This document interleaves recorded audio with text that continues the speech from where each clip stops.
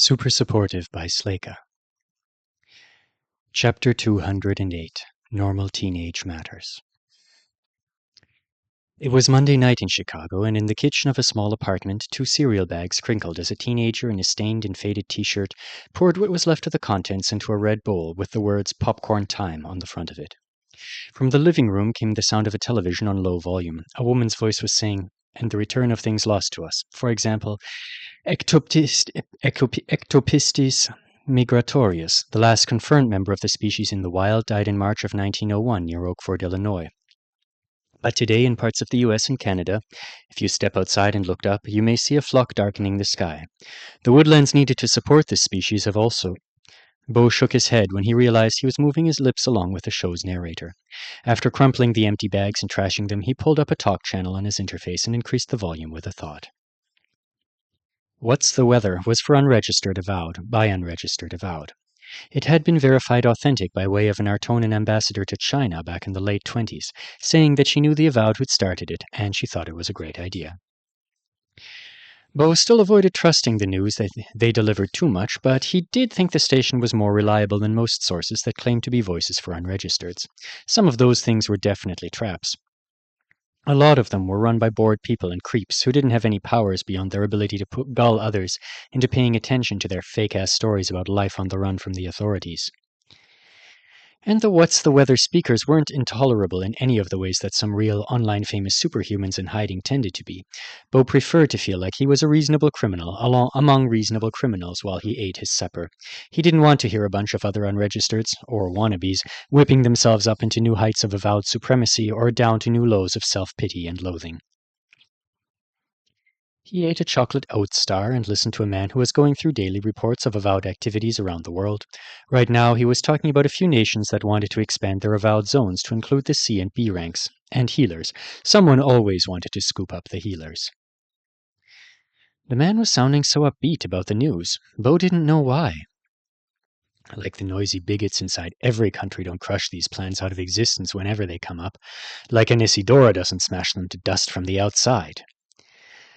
Anesidora smashed more elegantly and righteously, with gorgeous superhuman faces and concern for the safety of avowed in places where they would be in the extreme minority, but they still did their part. Sure, invite tons of people away from our island and lure them into separate spots all over the globe, so they have less collective identity and power. Your country gets a handful of safer ones to parade around, and avowed get more living options, right up until you decide you want to keep them forever in the new cage and demand magical services from them. Superhumans are dangerous. Superhumans are useful. We like to watch them. We want to be them. And we don't want them to be too close. They are us, and they are not us. We gave them to the Artonans, and the Artonans gave them powers. Aren't they lucky? Aren't they obligated? Same stuff bubbling up for decades in barely different flavors, thought Bo. He was just glad the conversation was on more ordinary news today instead of Matadero and SAL. There was a growing amount of murmuring about what would have happened to Earth if the attack had destroyed the cube and Anesidora with it. Since Bo had ended up naked in the jungle with a bunch of people who had first-class tickets out of here, he doubted the answer was nothing too serious. Alden's alive. He's all right. I'm supposed to be figuring out how to use half of his money to take care of everything here in Chicago. Just give me millions and trust me to use it wisely, why don't you? Because that's not an extreme act of faith at all. He picked me to go with him if Earth ends, but he didn't show up to join me because he was being heroic again. He's so damn fucking impossible to live up to. And if he somehow manages to find another person just like him in the hero program and they hit it off, they will lead each other straight into early graves. Is he really all right? Bo opened the fridge. He'd just wrapped his fingers around the cold handle of the milk jug when a message arrived. It was a picture of a bright blue frog sitting on a palm frond with "Missing You" underneath it in bubble letters. A call followed before he could think of an appropriately snarky reply. I shouldn't answer the asshole. He did. You miss them, don't you? Alden said the moment his face appeared. He clearly thought he was so funny. Miss who? Bo had grabbed his phone off the counter with his free hand, and he held it to his ear automatically, even though nobody here in his own kitchen was going to notice or care if he was talking to thin air. Said Alden. Bo did his best to look confused. Why are you riveting? Did you not open my message and get the picture? What picture? Green eyes narrowed at him. Liar, Alden announced confidently. You always read my texts when you're awake. I know it's because you miss me almost as much as the frogs. Bo let the milk thump onto the counter beside his bowl and unscrewed the cap with one hand. Alden was probably inside Matadero. The system liked to blank out his background when he called from there. It looked like his head and shoulders were floating in front of the nearest cabinet. What's he doing there tonight? Bo glanced at the time. Alden should have finished his Monday evening class on how to magically inflict and endure harm about 50 minutes ago. He usually did homework at a spa with the brute roommate afterwards, but if he was already at the cube, then he'd skipped that. I was just thinking about you, Bo said. Of course you were. I was thinking that you probably injured yourself saving 3 or 4 people and an orphaned whale calf today, and that I might never catch up if I don't go faster. 5 people, all human, no whales. Bo knew this was a joke, he could tell, but at the same time there was a kick in his pulse, a brief wandering, too much milk going into the bowl before he caught himself. Ha, ha, ha, he said, holding the jug to his nose to sniff it belatedly. It was fine. That's how funny I think you are. That was a dark, slow laugh. Was it? It was villainous. If the name fits, Bo muttered. Yes, you're very evil and all, said Alden, leaning back in a way that confused Bo for a second before he realized that his friend must be sitting on something. Or slouching in bed? Is the system refusing to let me see Matadero's pillows? He'd bother it about that when he was bored sometime. Are you at the cube? I am. My goal was to take a nap before I headed to Artona 1 to see the healer. My meeting with her is in the middle of the night from my perspective, so I thought I should at least try to get some rest before I headed over. The mind healer. At home, Bo often had his barrier down. Most of the neighbors were on the bland side. The ones who weren't were familiar enough or distant enough that feeling them was more irritating than terrible. It could even be nice, at times. The woman in the apartment next door brushed her furry mop of a dog almost every night, and it was a simple enjoyment. His parents were on the sofa watching the show. They weren't feeling much of anything. I managed to shower, fly here, and shove a couple of tacos in my mouth in less than an hour, Alden was saying. The keeper of hot potatoes only beat me by 4 minutes this time. Smug little jerk. I should take away his meditation pillow so that he has to sit on the floor. Are you talking to yourself, or was I supposed to understand that? Bo asked. Alden hadn't told him about the mind healer until he'd already made the first trip. He didn't want me to try to talk him out of it. Bo wanted to talk him out of it, and wanted to tell him he hoped it worked for him, and wanted to ask him lots of questions about it. He wasn't doing any of those things for some reason. I have planning software. Hot potatoes is my avatar. You've entered middle age prematurely. Also, you have obsessed person eyes right now. No, it's good. I'm learning to use it in moderation, and my day was still very efficient. Oh yeah? Bo stuck a spoon in his bowl. What did you do?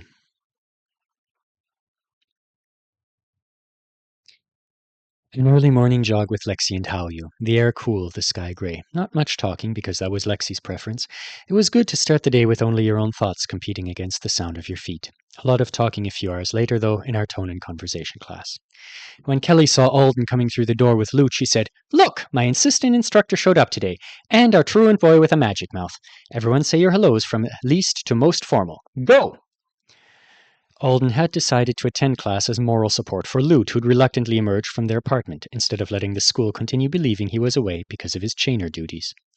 Immediately after Kelly's greeting, it became obvious that the two of them wouldn't be able to slip in a little word chain learning like they'd done with instructor Rao. The freckled grad student didn't even structure the class the same way. She had pairs coming up to the front of the room, tracked out conversations they were supposed to have prepared over the weekend. Between themselves and an Artonan who they wanted something from, or who they wanted to avoid doing something for. Alden was put to work as a fill-in for a couple of missing students, and he was also a partner for Kelly when she wanted to show how the mock convos would have been more natural. Lute was the next best thing to have an actual Artonan in the room with them, as far as vocal abilities went, and he ended up being called upon to provide ideal pronunciation examples for everyone to try to match. When he got one wrong, the way Kelly smiled at him was threatening, and by the end of class she'd inserted him into several improv pairings with the best students. Alden assumed she was making Lute talk more than everyone else because he'd been missing classes, but at the end of the period she called them over and karate chopped Lute lightly on the top of the skull. No, she said. Lute ducked and grabbed his brown hair. It was fading to a duller, lighter shade. Whatever he'd been washing it with all weekend was only partly stripping away the nutmeg hair color. Huh? I didn't do any.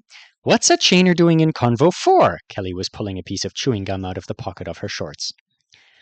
Learning our tone in, said Lute, watching her cautiously. So I gather, she replied. But what I mean is, why are you only in Convo 4?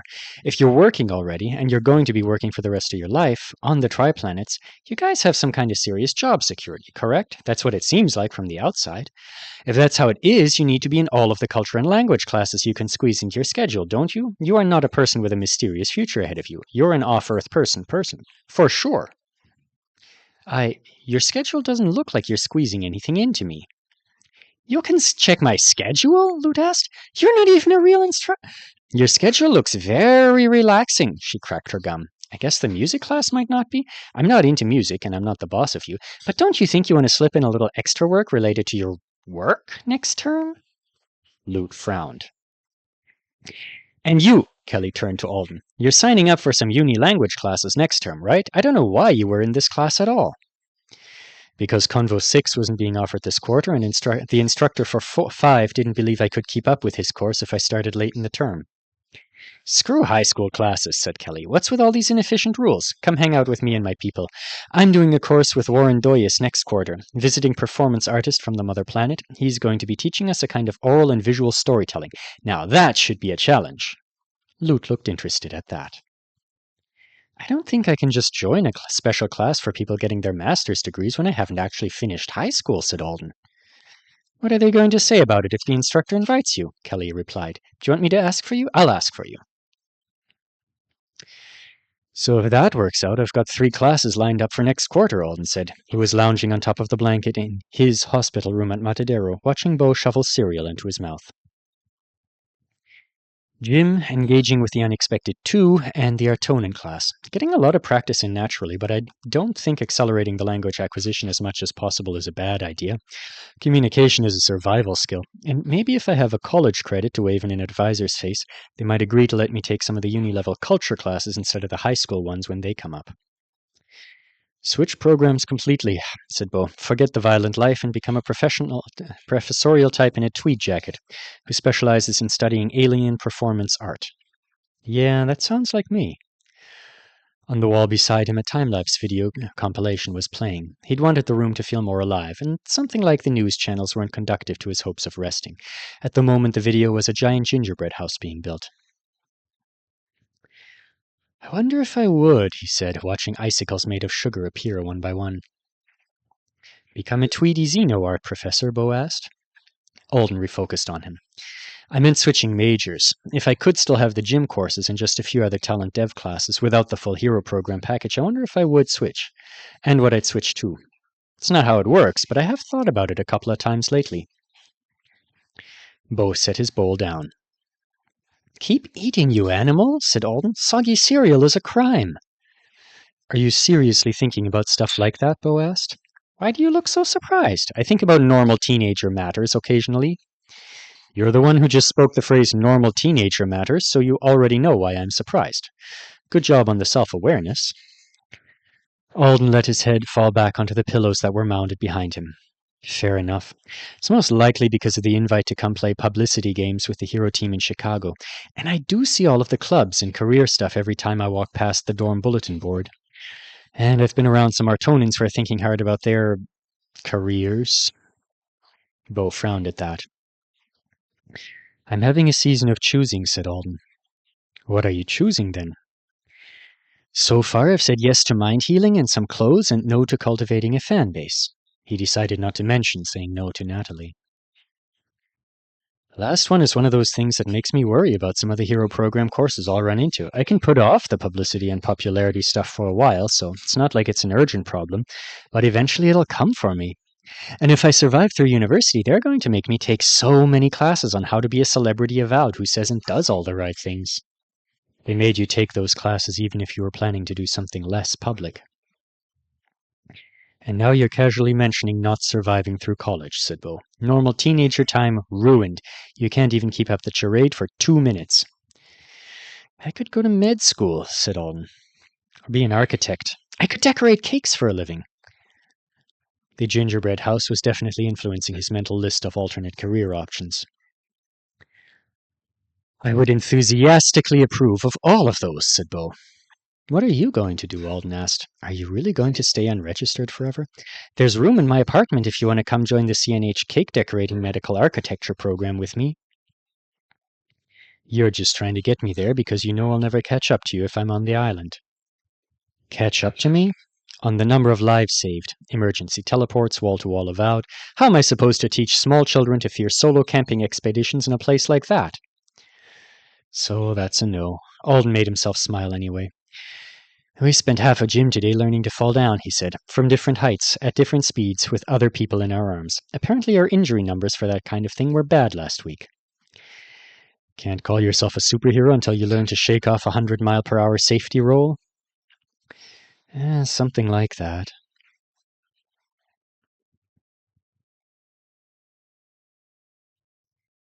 The nightmare woke Alden up half an hour before the alarm he'd set would have, and for the first time, he was glad about it. This just doesn't belong in my head anymore, he thought, spitting toothpaste into the sink. It's pointless suffering. I'm saying no to it, and no to the idea that I would be incapable of doing anything to make the situation better if Thagund happened again. I wouldn't be helpless. I wasn't even helpless back then. And I didn't end up there against my will. The last part was a fact he'd been reminding himself of over the past day, because if he didn't, it was too easy to rage at the unfairness of it all. He had been carefully misled and casually used, and if Stewart was right, then Roden's team had risked their lives, and his and Kibby's, mostly for the sake of Roden's power and status, and by extension, their own.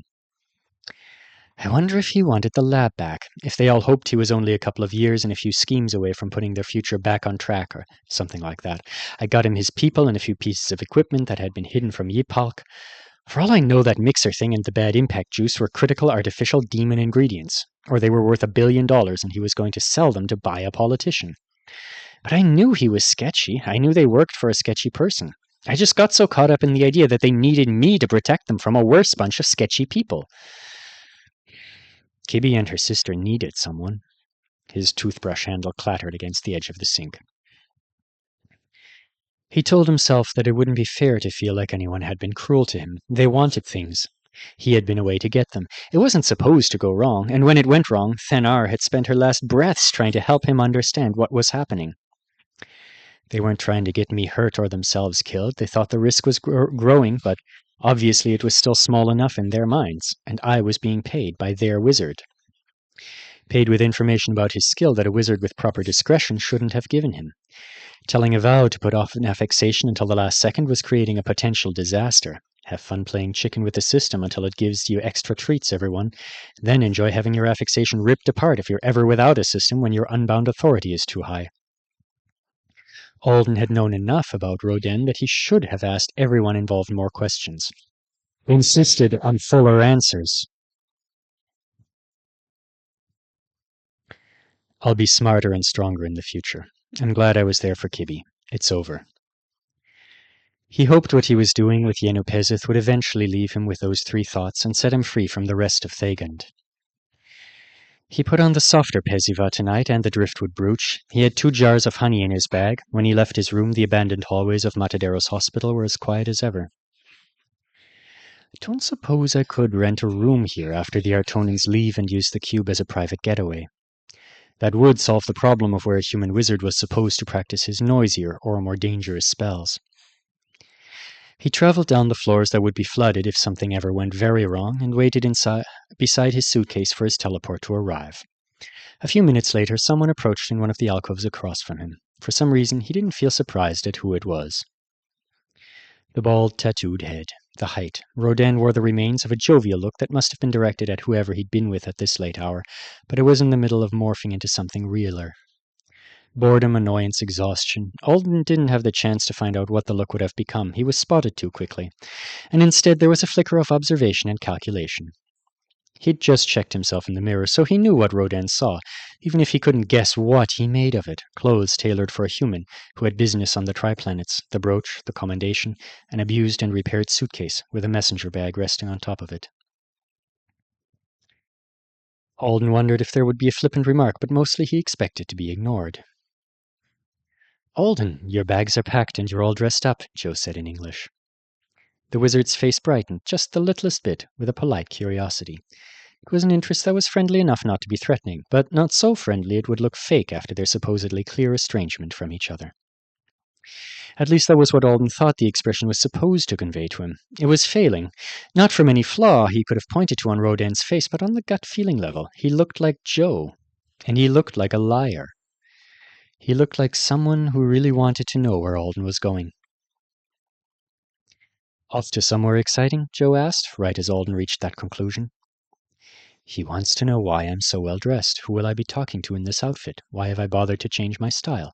Why do I have somewhere on the Artonis to be when he knows I'm not supposed to be summoned for months? What could I possibly be about? And more importantly, is it all about him? Options filled his mind.